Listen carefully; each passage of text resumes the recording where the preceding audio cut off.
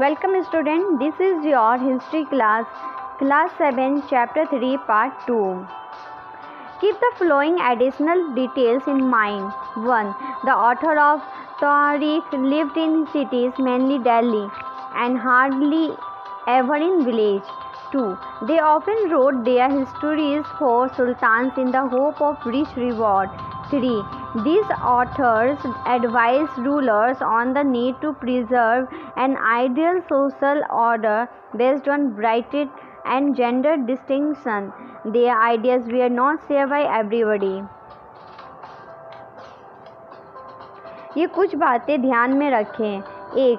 तवारीख के लेखक नगरों में, विशेषकर दिल्ली में रहते थे. गांव में शायद ही कभी रहते हों. वे अक्सर अपने इतिहास सुल्तानों के लिए उनसे ढेर सारी इकराम पाने की आशा में लिखा करते थे. ये लेखक अक्सर शासकों को जन्म सिद्ध अधिकार और लिंग भेद पर आधारित आदर्श समाज व्यवस्था बनाए रखने की सलाह देते थे. उनके विचार से सारे लोग सहमत नहीं होते थे. In 1236, Sultan Iltutmis's daughter Razia became Sultan. The chronicle of the age, Minhaj-e-Shiraz, recognized that she was more able and qualified than all her brothers, but she was not comfortable at having a queen as ruler, nor were the nobles happy at her attempts to rule independently. She was removed from the throne in 1214. सन 1236 में सुल्तान इल्तुतमिश की बेटी रजिया सिंहासन पर बैठी. उस युग के इतिहासकार मिन्हाज-ए-शिराज ने स्वीकार किया कि वह अपने सभी भाइयों से अधिक योग्य और सक्षम थी, लेकिन फिर भी वह एक रानी को शासक के रूप में मान्यता नहीं दे पा रहे थे.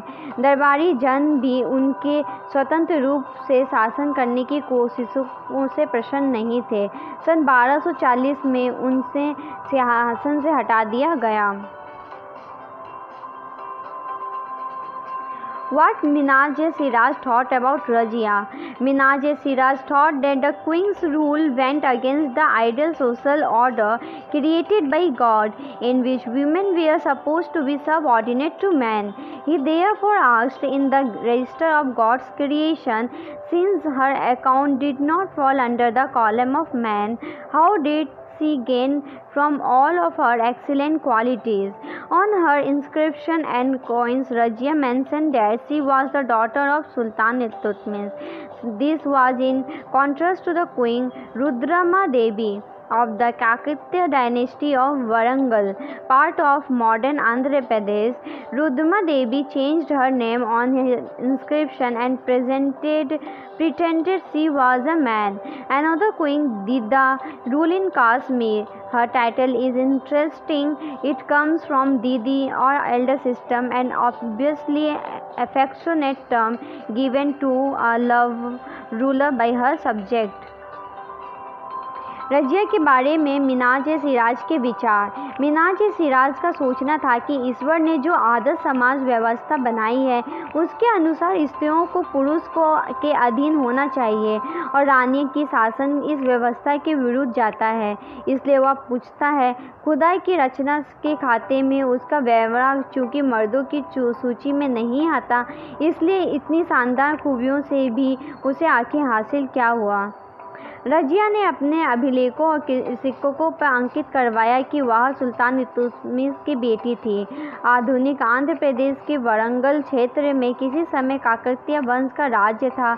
उस वंश की रानी रुद्रमा देवी के व्यवहार से रजिया का व्यवहार बिल्कुल विपरीत था. रुद्रमा देवी ने अपने अभिलेखों में अपना नाम पुरुषों जैसा लिखवाकर अपने पुरुष होने का भ्रम पैदा किया था. एक और महिला शासक थी कश्मीर की रानी दिद्दा. उनका नाम दीदी से निकला है. जाहिर है प्रजा ने अपनी प्रिय रानी को यह स्नेह भरा संबोधन दिया होगा.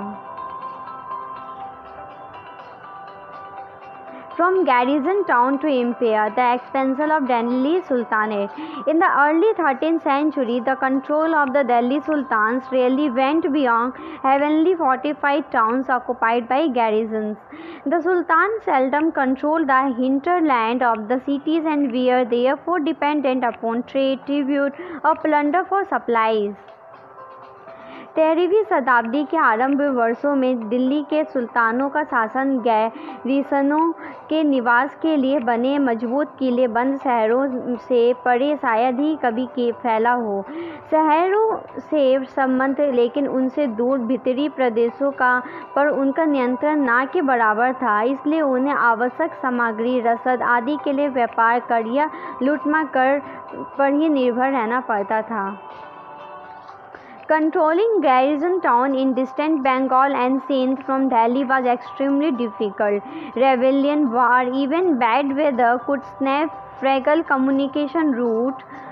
Delhi's authority was also challenged by Mongol invasion from Afghanistan and by governors who rebelled at any signs of the Sultan's weakness.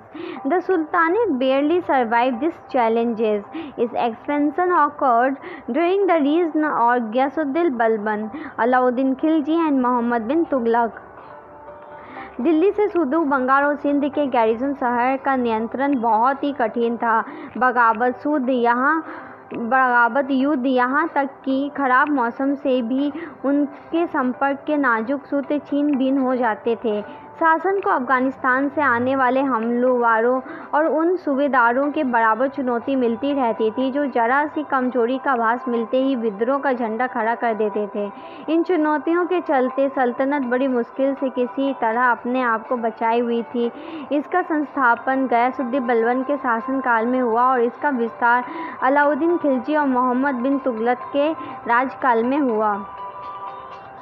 The first set of campaign along the internal frontier of the Sultanate aimed at consolidating the hinterland of the garrison town. During this campaign, forests were cleared in Ganga Yamuna Doab and hunters gathered and pastoralists expelled from their habitat. सल्तनत की भीतरी सीमाओं में जो अभियान चले उनका लक्ष्य था गैरिसन शहरों की पृष्ठभूमि से स्थित भीतरी क्षेत्रों की स्थिति को मजबूत करना। इन अभियानों के दौरान गंगा यमुना के दोआब से जंगलों को साफ कर दिया गया और शिकारी संग्राहकों तथा चारवाहों को उनके प्रयासों से खदेड़ दिया गया। This land were given to peasants and agriculture was encouraged. Now forests and towns were established to protect trade routes and to promote regional trade. वह जमीन किसानों को दे दी गई और कृषि कार्य को प्रोत्साहन दिया गया। व्यापार मार्गों की सुरक्षा और क्षेत्रीय व्यापार की उन्नति की खातिर नए किले, गैरिसन शहर और शहर बसाए गए हैं। The second expansion occurred along the external frontier of the Sultanate. Military expedition into southern India started during the reign of Alauddin Khilji and culminated with Muhammad bin Tughlaq. In their campaign, Sultanate armies captured elephants, horses, slaves and carried away precious metal. दूसरा विस्तार सल्तनत की बाहरी सीमा पर हुआ। अलाउद्दीन खिलजी के शासनकाल में दक्षिण भारत को लक्ष्य करने के सैनिक अभियान शुरू हुए और ये अभियान मोहम्मद बिन तुगलक के समय में अपनी चरम सीमा पर पहुँचे। इन अभियानों में सल्तनत की सेनाओं ने हाथी, घोड़े, गुलाम और मूल्यवान धातुएं अपने कब्जे में ले लिए। By the end of Muhammad bin Tughlaq's reign, 150 years after somewhat humble beginnings, the armies of the Delhi Sultanate had marched across a large part of the subcontinent. They had defeated rivals' armies and seized cities. The Sultanate collected taxes from the peasantry and dispensed justice in its realm. But how complete and effective was its control over such a vast territory?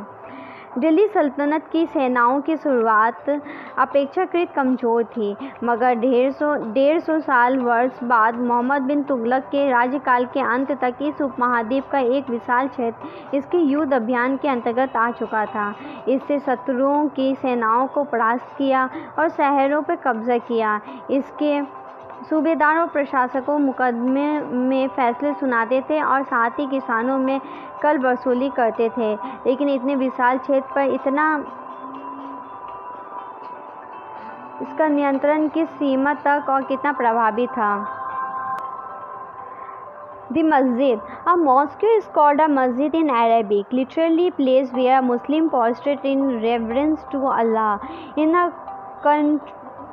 congregational mosque, Muslims read their prayers together. Members of the congregation choose the most respected learned male as their leader for the ritual of prayer. He also delivers the sermon during the Friday prayer. During prayer, Muslims stand facing Makkah. In India, this is to the west. This is called Qibla. मस्जिद, यह अरबी का शब्द है जिसका शाब्दिक अर्थ है ऐसा स्थान जहाँ मुसलमान अल्लाह की आराधना में सजदा करते हैं। जमा मस्जिद वहाँ मस्जिद होती है जहाँ अनेक मुसलमान एकत्र होकर साथ साथ नमाज पढ़ते हैं। नमाज की रस्म के लिए सारे नमाजियों में से सबसे अधिक सामान्य और विद्वान पुरुषों को इमाम या नेता के रूप में चुना जाता है। इमाम शुक्रवार की नमाज के दौरान धर्मोपदेश या खुतबा भी देता है। नमाज के दौरान मुसलमान मक्का की तरफ मुंह करके खड़े होते हैं। भारत में मक्का पश्चिम की ओर पड़ता है। मक्का की ओर की दिशा को किबला कहा जाता है।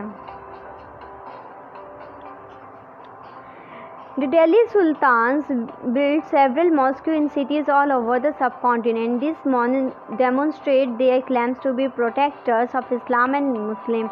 Mosques also help to create a sense of a community of believers. Delhi के सुल्तानों ने सारे उपमहाद्वीप के अनेक शहरों में मस्जिदें बनवाई। इससे उनके मुसलमान और इस्लाम के रक्षक होने के दावे को बल मिलता था। समान आचार संहिता और आस्था का पालन करने वाले श्रद्धालुओं के परस्पर एक समुदायों से जुड़े होने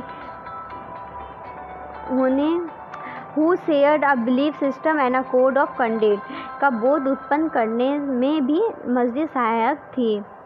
It was necessary to reinforce this idea of community because Muslims came from variety of background. एक समुदायों के अंग होने के बोध को प्रबल करना जरूरी था क्योंकि मुसलमान अनेक भिन्न प्रकार की पृष्ठभूमियों से आते थे। This is the end of this video. We will continue this chapter in next video. If you have any doubt, please let us know. We will try to clear your doubts in another video. अगर आपको कोई संदेह है तो कृपया करके हमें बताइए। हम अगले वीडियो में आपके संदेह को दूर करने का प्रयास करेंगे।